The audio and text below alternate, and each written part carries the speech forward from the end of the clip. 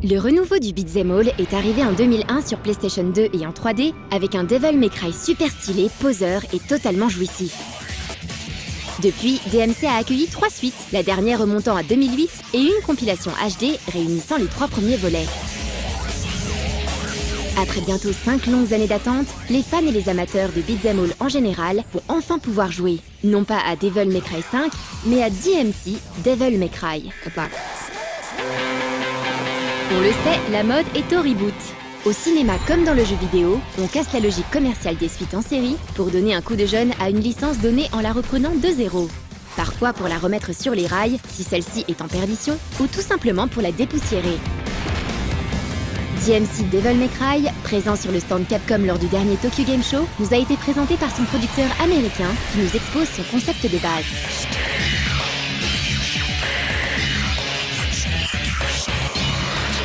It's a rebirth, so this is a separate story. It doesn't take place in the existing universe. Obviously, we use many elements of the world, but this is going back and telling Dante's origin story from the beginning. So it's kind of the story of how he finds his purpose in life, killing demons. DmC Devil May Cry, contrairement au volet précédent, a été développé en Angleterre et supervisé à la fois par Capcom USA et Capcom Japon. Une production internationale donc, avec un objectif clair, séduire les joueurs occidentaux. I think Capcom Japan approached Capcom USA about doing a version of DmC, Devil May Cry, that was Western oriented. So I think the thinking was, let's go to a new developer.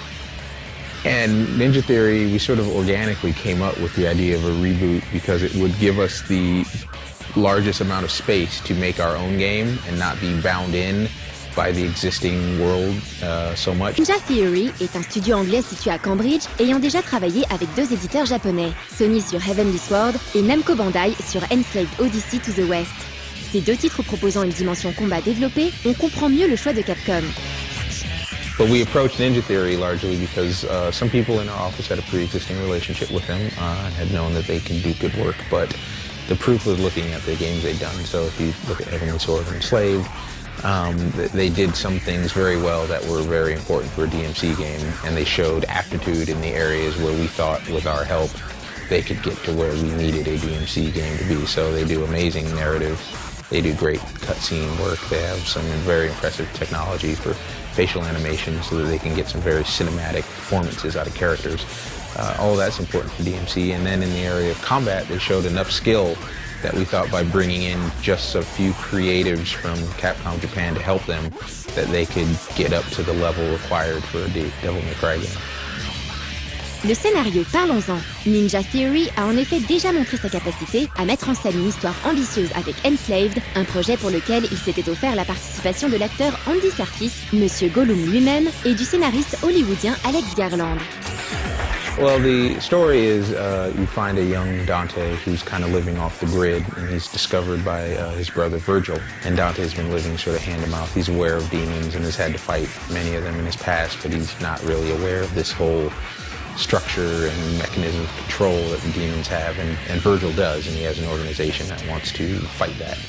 So he knows that in Dante he has sort of the secret weapon to allow him to turn the battle in his favor, so he recruits them. As far as the gameplay goes, at least as it relates to combat, it's very recognizably DmC, so you'll have, many combos, you'll have some attacks. We've made some cool changes this time, we sort of streamlined the fighting style system into the angel or demon conceit, which is part of his background.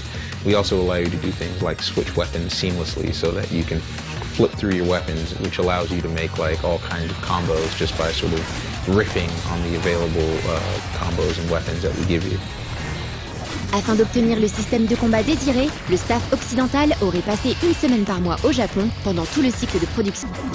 If you talk to the Capcom Japan staff, people who basically helped co-develop the battle system, they'll tell you that primarily what you need is stylish action. So Dante has to do cool things, he has to look cool doing them, they need to be over the top and showy and reflect that part of his character and his personality, that sort of stylish joie de vivre, if you will.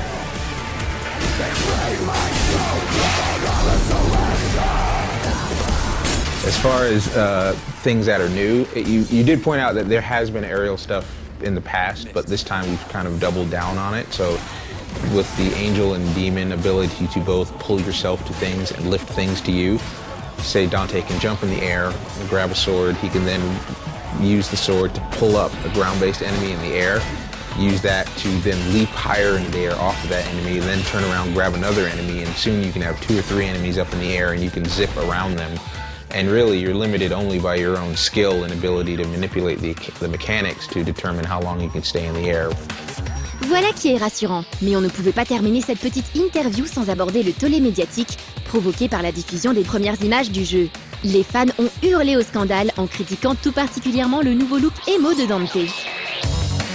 You know what, we didn't totally change it. It's totally clear that, yeah, he has black hair instead of white hair for now.